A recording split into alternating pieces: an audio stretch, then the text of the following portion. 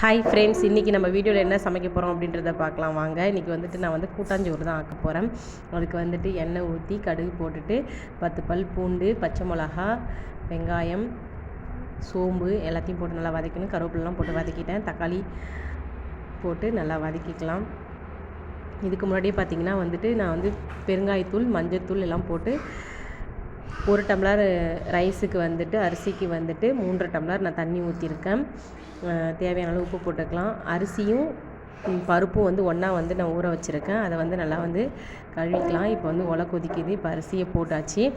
அரிசியை போட்டுட்டு 3-4 விசில் வந்து நம்ம வந்து விட்டுறலாம். இதுக்கு வந்துட்டு சைடிஷ் வந்துட்டு மாங்காய் ஊறுகாய் தான் செய்ய போகிறேன் நான். மாங்காய் வந்துட்டு சின்ன சின்னதாக வந்து கட் பண்ணி எடுத்துக்கலாம். கட் பண்ணி எடுத்துகிட்டு என்னோட ஸ்டைலில் தான் நான் செய்ய போகிறேன்.